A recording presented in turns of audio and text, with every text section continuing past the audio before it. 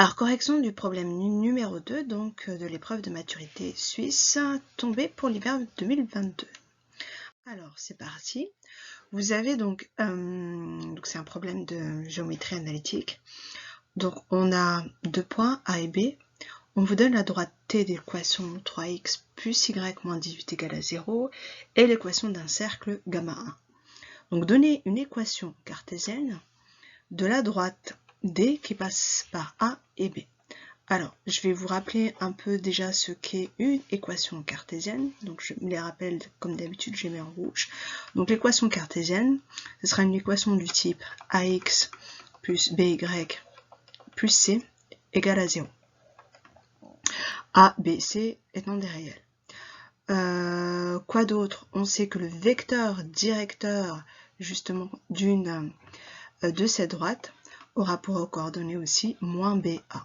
Donc ça, c'est absolument à savoir. Donc on va utiliser justement ces formules pour répondre à la question, tout simplement. Donc il nous faudrait un vecteur directeur. Donc le vecteur directeur de la droite AB, le plus simple, ce serait le vecteur AB. Le vecteur AB est un vecteur directeur de la droite AB. Donc si je calcule les coordonnées de ce vecteur, donc on commence toujours par le dernier point. Donc coordonnées de l'abscisse de B, donc 7 moins abscisse de A, et ainsi de suite, moins 3, moins 5, donc plus 5. Donc le vecteur est 6, 2. Voilà. Donc du coup, le vecteur AB a pour coordonnées donc 6, 2, ce qui va pouvoir justement m'éclairer pour réécrire le début justement de l'équation cartésienne. Donc si je fais bien attention au vecteur directeur, donc 6 va être égal à moins B, et 2 en fait c'est A. Donc dans ces cas-là, B va être égal à moins 6, et A c'est 2. Donc le début de mon équation cartésienne est le suivant. Donc ça va être pardon, 2x moins 6y plus c égale à 0. Reste à retrouver la valeur de c. Donc on va prendre par exemple le point A. On sait que A appartient à la droite AB. Donc forcément les coordonnées du point A vérifient l'équation. Donc 2 fois l'abscisse de A, 1, moins 6 fois l'ordonnée de A, donc fois moins 5, plus C doit être égal à 0. Donc j'ai 2 plus 30, plus C égale à 0, donc C va être égal à moins 32. Donc l'équation cartésienne de la droite AB, donc je vais s'écrire de cette forme, donc 2x moins 6y moins 32 égale à 0, que l'on peut diviser par 2 par simplicité, donc ça va faire x moins 3y moins 16 égale à 0.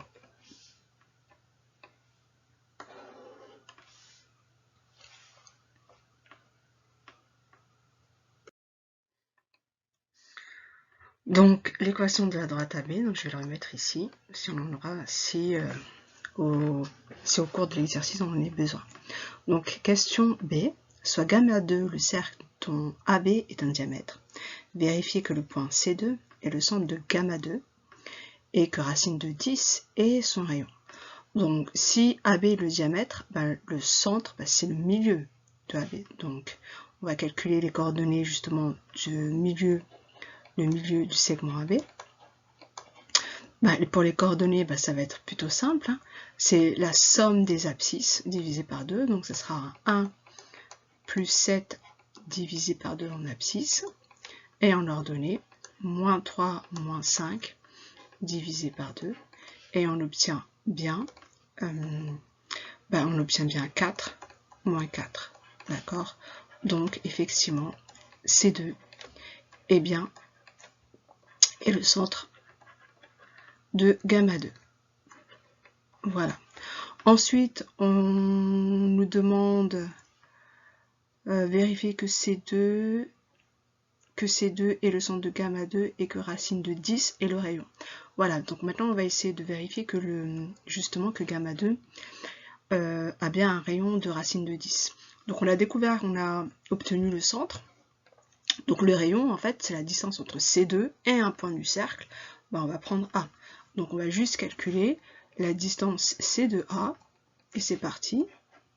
Et vérifier que c'est bien égal à racine de 10. Donc ça va faire abscisse de A, donc 1, moins 4 au carré, plus ordonnée de A, moins 5, moins 4, donc plus 4 au carré. Et donc, ça nous fait 1 moins 4, moins 3 au carré, 9. Moins 5 plus 4, 1 au carré, bah 1. Et j'ai bien racine de 10. Voilà. Donc C2 est bien effectivement gamma 2 est bien un cercle de centre C2 et de rayon racine de 10.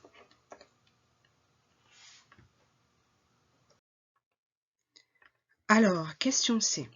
Vérifiez que la droite T est tangente au cercle gamma 2 en B. Alors, pour qu'une droite soit tangente au cercle, il faut qu'il n'y ait qu'un seul point d'intersection justement entre la droite et ce cercle, et que ce point d'intersection soit ici B. Donc pour cela, on va résoudre un système d'équations. Donc avec première équation, bien sûr, la droite T, donc on a 3x plus y moins 18 égale à 0. Et il nous faudrait l'équation du cercle gamma 2. Donc l'équation, on connaît, on sait que le cercle a pour centre C2 et qu'il a un rayon de racine de 10. Donc l'équation du cercle va s'écrire de cette manière. Donc ça sera x moins 4 au carré plus y plus 4, attention il y a moins 4, au carré est égal donc au rayon carré, donc c'est-à-dire à 10. Donc voici l'équation, le système d'équations à résoudre. Donc ce qui va me donner donc que y égale à 18 moins 3x. Et donc je vais résoudre, je vais remplacer dans l'équation ici numéro 2, que j'appelle équation numéro 2, je vais remplacer tous les y par 18 moins 3x. Donc ce qui va me donner x moins 4 au carré, plus y, ben là ce sera 18 moins 3x plus 4 au carré est égal à 10. Donc je vais prendre cette équation et essayer de la résoudre, donc je vais me mettre ici. Donc c'est parti, donc je vais avoir x carré moins 8x plus 16. Et dans la parenthèse, ici, 18 plus 4, donc 22, moins 3x au carré égale à 10. Donc j'aurais écrit x carré moins 8x plus 16 plus, donc 22 au carré, 484, vous avez votre calculatrice, moins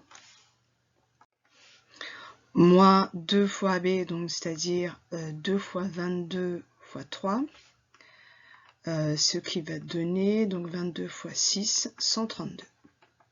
132x plus 9x au carré égale à 10. Donc je vais réunir donc les x au carré, donc là je vais avoir 10x au carré, moins 8x moins 132x, donc ça fait moins 140x.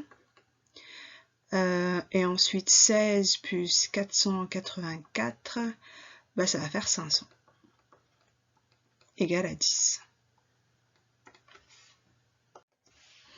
Ce qui donne donc 10x au carré moins 140x plus 490 égale à 0. Je divise tout par 10, donc j'ai x carré moins 14x plus 49 égale à 0. Donc une équation de second degré. Donc delta, b carré, donc 14 au carré, moins 4ac, donc moins 4 fois 49. 14 au carré, ça va faire 149. Non, pardon, ça fait pas 149, ça fait 196. Je rectifie, hop. Utilisez votre calculatrice. Et 4 fois 49 4 fois 49, ça nous donne aussi également 196. Donc j'ai bien j'ai un delta 0, donc une seule solution, une racine double, donc que je vais appeler x1, donc moins b, donc c'est 14, sur 2a, donc sur 2, c'est 7. Donc l'abscisse justement du point d'intersection entre la droite et le cercle est 7. Et regardez bien, donc B est 7. Il n'y a plus qu'à calculer Y1. Donc on sait qu'à partir de l'équation E1 ici, donc que Y1 est égal à 18 moins 3x. Donc Y1 égale à 18 moins 3 fois 7, ce qui fait 18 moins 21, c'est-à-dire moins 3. D'accord? Donc, effectivement, le point B d'équation 7 moins 3 est bien le seul point d'intersection, donc est le point d'intersection entre la droite T et gamma 2. Donc forcément, T est tangent. T est tangent à gamma 2 en B. Voilà. Alors, question suivante, vérifiez que C1, de coordonnées moins 1, 1, est le centre de gamma 1 et que racine de 40 est le rayon de gamma 1. Alors, on a l'équation de gamma 1 qui est donnée ici, dans l'énoncé au début. Voilà, l'équation du cercle. Donc il faut vérifier que le point C1 est le centre de ce cercle. Alors vous savez tous que l'équation d'un cercle s'écrit de cette manière. Donc un cercle, je vais mettre ça en rouge quand même, parce que ça c'est quelque chose que vous devez connaître. Donc voilà, donc un cercle, je vais dire de centre O par exemple, et de rayon R. Donc l'équation de ce cercle, ce sera toujours x moins x0, abscisse du point O, au carré, plus y moins y0, donc ordonnée du point O, égale a au rayon au carré. Voilà. Donc à partir du moment où on écrit l'équation du cercle de cette manière, on va pouvoir identifier tout de suite justement les coordonnées du centre de ce cercle et le rayon. Donc c'est parti. Donc je vais réécrire donc l'équation de gamma 1 en regroupant les x d'un côté et les y de l'autre. Donc ça me fera x carré plus 2x plus y carré moins 2y moins 38 égale à 0. Donc le but, c'est de réécrire en utilisant une somme de identités remarquables. Donc on va commencer par celui-ci, x carré plus 2x.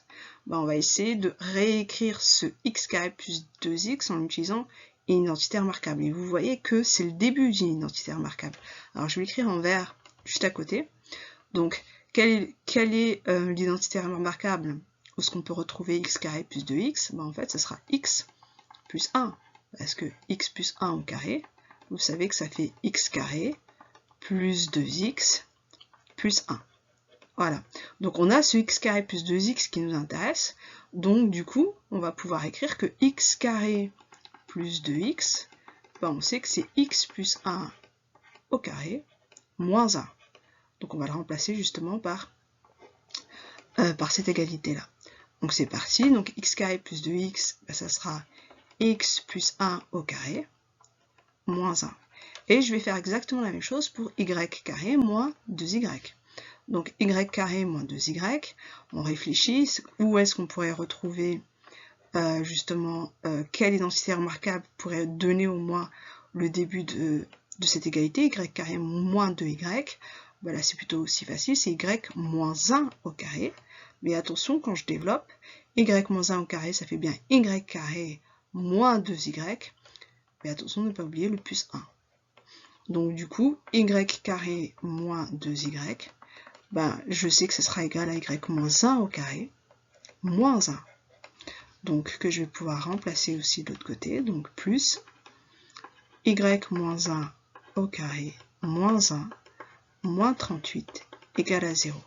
Et donc si je mets toutes les constantes, que je les réunis, que je les mets de l'autre côté, donc ça va me faire x plus 1 au carré plus y moins 1 au carré égale à 40.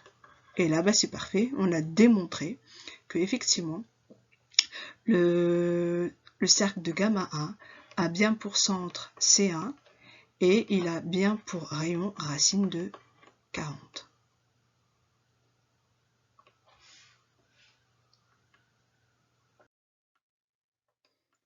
Alors, la droite T est-elle tangente au cercle gamma? Donc, on a la droite T, alors, et le cercle gamma qu'on a retrouvé juste un peu avant. Bon, on peut utiliser aussi cette équation. Donc, comme je vous avais dit précédemment, une droite est tangente à un cercle uniquement s'il n'y a qu'un seul point d'intersection entre ces deux objets. Donc, ben, c'est ce qu'on va essayer de vérifier, donc, en utilisant un système d'équations. Donc, ici, la droite T, ben, je vais plutôt l'écrire tout de suite en mettant y égale à 18 moins 3x.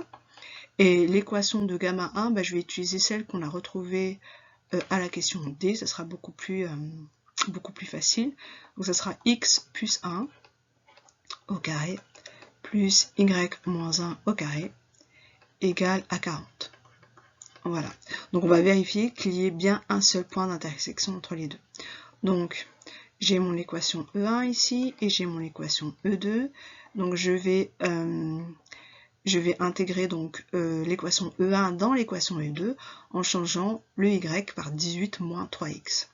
Donc j'ai y égale à 18 moins 3x. Et ici, bah, ça va me faire x plus 1 au carré, plus, bah, c'est parti, donc 18 moins 3x moins 1 au carré égale à 40. Et je vais donc prendre cette équation à une seule inconnue que je vais essayer de résoudre ici. Donc je développe x carré plus 2x plus 1. Et dans ma parenthèse, bah, je vais avoir du 17 moins 3x au carré égale à 40. Donc je recopie x carré plus 2x plus 1. Donc là ici, utilisez votre calculatrice. Et je vais demander justement à la mienne. Donc à quoi est égal 17 au carré? Bah, ça fait 289. Voilà. Moins 2b, donc 2 fois 14 fois 3. Donc de nouveau, calculatrice. Où es-tu? Te voilà. 2 fois 17 fois 3, ce qui me donne 102. Donc 102x plus b au carré, donc plus 9x au carré, égale à 40. Donc je réunis les termes, donc ça va me faire 10x au carré, là j'ai 2x moins 102x, donc ça me fera moins 100x, et ensuite j'ai 289 plus 1, bah plus 290, je vais remettre le 40 de l'autre côté, moins 40, égale à 0. Donc si je simplifie rapidement, 10x au carré, 100x, plus 250, égale à 0. Je divise tout par 10 pour simplifier. Donc j'ai un x carré, moins 10x, plus 25, égale à 0. Donc équation du second degré. Donc c'est reparti, je vais me faire mon delta. Hop, je vais faire une petite barre. Donc delta, b au carré, donc ici ça sera 100. Moins 4ac, moins 4 fois 25, et là on voit tout de suite que ça fait 100, 4 fois 25, et que ça fait 0, pardon. Donc 100 moins 100 égale à 0. Donc j'ai bien une racine double, donc une seule solution, x1 égale, donc moins b, donc c'est 10 sur 2a, donc sur 2, et 5. Donc là je peux m'arrêter ici, parce que j'ai répondu à la question. Si j'ai besoin de plus, bah, je vais calculer l'ordonnée. Donc là, je peux dire tout de suite, il n'y a qu'une seule racine double. Donc ici, il n'y a qu'un seul point d'intersection.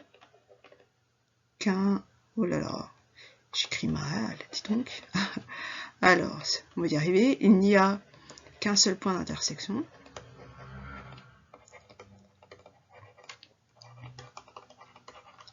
Voilà. Mettez au minimum une phrase dans vos réponses. Et donc du coup, T est bien tangente à gamma 1, et je vais même écrire au point d'abscisse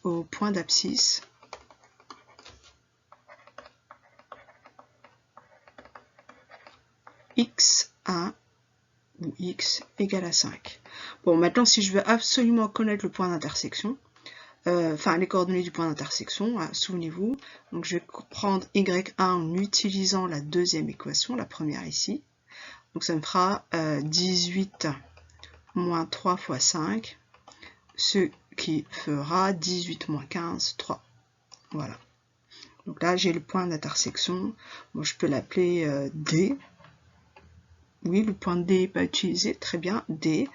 Donc 5, 3. Ce sera le point d'intersection donc entre la droite T et gamma 1. Et effectivement, la droite T est bien tangente en ce cercle. Alors, dernière question qui est plutôt intéressante. Donc, prouvez que le point gamma de 2 est le centre d'un cercle tangent intérieur à gamma 1 et extérieur à gamma 2. Et on précisera l'équation de ce cercle. Alors, pour que ça soit tangent et pour être sûr des choses, alors effectivement, on pourrait tracer, prendre du temps pour tracer la figure, mais ça peut prendre justement beaucoup de temps et parfois la figure n'est pas très claire. Donc, justement, pour aller un peu plus vite, ici, l'idée est de bien voir ce qui se passe entre gamma 1 et gamma 2. Est-ce que j'ai deux cercles qui vont se croiser? Est-ce que j'ai deux cercles tangents? Est-ce que un cercle est à l'intérieur d'un autre? Il faudrait essayer de voir déjà ceci. Alors, pour pouvoir justement répondre à la question d'une manière beaucoup plus limpide. Alors, gamma 1, alors je rappelle que gamma 1, en fait, c'est un cercle, on l'a dit, de centre C1 et de rayon racine de 40. Alors que gamma 2, alors où est gamma 2? Voilà, c'est le cercle de centre C2, voilà, et de rayon racine de 10. Voilà. Pour être sûr que ces deux cercles ne soient pas tangents ou bien qu'il n'y ait pas de point d'intersection entre les deux, en fait on va calculer tout simplement. Donc si je fais un petit croquis ici, voilà, donc ici je vais dire que j'ai C1 et là j'ai C2, mais en fait on va calculer la distance entre C1 et C2. Si cette distance est plus petite que racine de 40 plus racine de 10, effectivement il va y avoir deux points d'intersection. Si elle est exactement égale, ces deux cercles sont tangents. Et si cette distance est supérieure, effectivement j'aurai deux cercles complètement qui ne se touchent pas, complètement indépendants. Donc c'est parti. Donc j'ai calculé la distance C1, C2. Donc je vous rappelle que C1, c'est les coordonnées, c'est moins 1, 1. Et C2, ici, c'est 4, moins 4. Donc c'est parti. Donc je mets ma racine. Donc ça va faire 4 moins 1, donc plus 1 au carré, plus moins 4 moins 1 au carré. Donc ce qui va donner racine de 4 plus 1 au carré, 5, 25, plus 25, ce qui me donne racine de 50. Voilà. Et on va la comparer justement à racine de 40 plus racine de 10. Donc, hop, calculatrice. Hop, il suffit d'avoir à peu près une valeur approchée. Donc, si je demande la racine carrée de 50, ça me fait à peu près 7,07. Et si je demande racine de 40 plus racine de 10, donc racine de 40 plus racine de 10, ça me donne 9. Environ 9.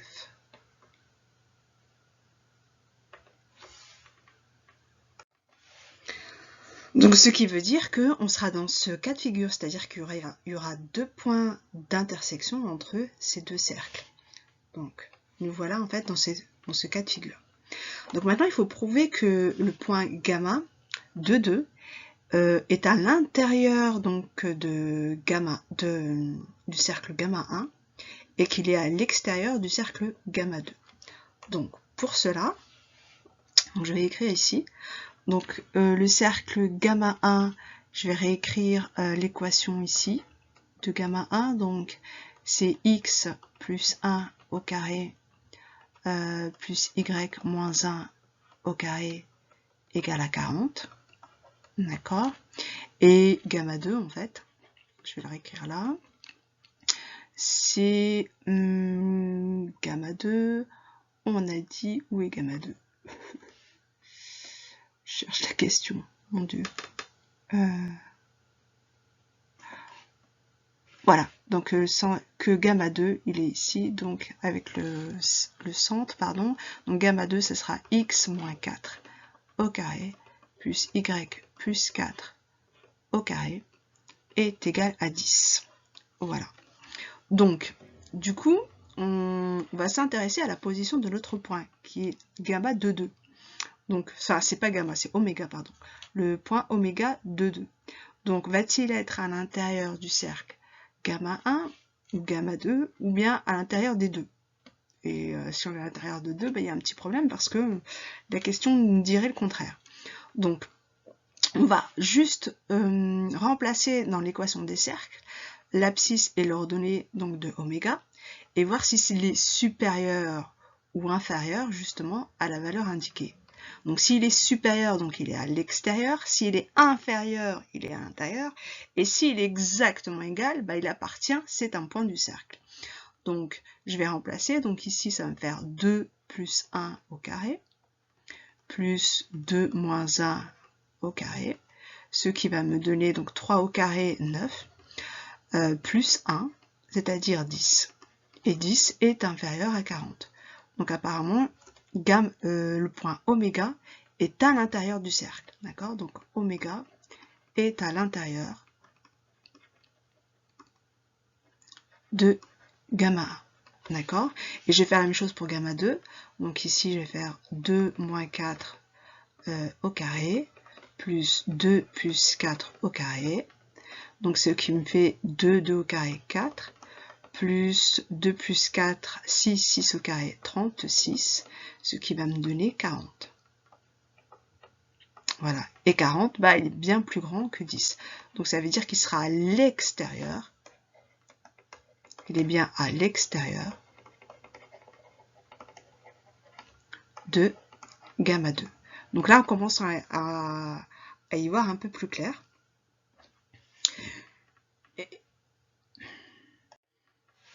Et je vais faire un petit croquis ici à gauche pour vous expliquer un peu plus la situation. Donc, hop, je gomme ceci. Voilà. Je vais faire un peu le ménage. Alors effectivement, faudrait noter. Hein. Bon, ça fait partie de la correction. Mais comme j'ai besoin un peu de place. Voilà. Donc, pour faire rapidement, donc j'ai un gamma 1, donc un cercle un peu plus grand, où je sais que gamma est oméga est à l'intérieur, je ne sais pas où. J'ai gamma 2, il y a deux points d'intersection, attention, ça on l'a vu. Hop, j'ai gamma 2, et avec mon centre, mais je sais que oméga est à l'extérieur. Donc maintenant, il me faudrait en fait obtenir le rayon de ce cercle en fait, qui est tangent intérieurement, donc je vais peut-être le mettre en rouge comme ceci. Voilà. Voilà, c'est pas génial, mais bon, ça nous donne déjà une idée. Donc comment obtenir justement le rayon de ce cercle?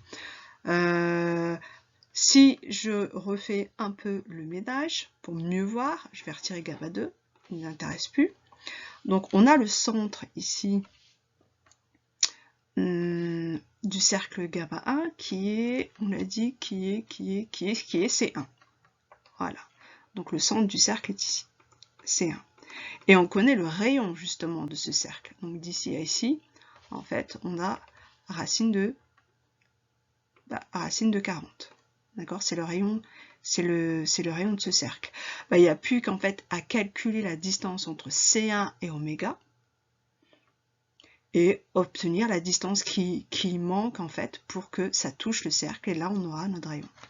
Donc c'est parti.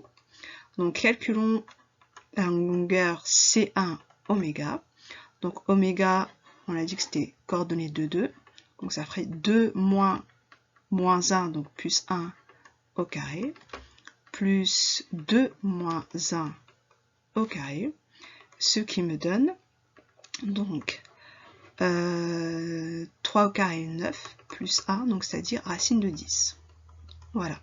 Donc du coup, le rayon justement de ce cercle, donc je vais l'appeler R, bah, logiquement, bah, ce sera racine de 40 moins racine de 10. Tout simplement. Et là, bah, j'ai tout ce qu'il faut. J'ai mon centre qui est oméga de coordonnées de 2, et j'ai le rayon de ce cercle. Donc, bah, l'équation va s'écrire de cette manière.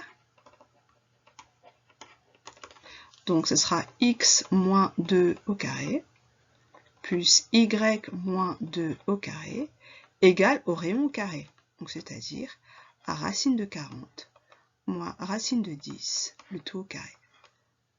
Voilà l'équation du cercle que nous recherchons.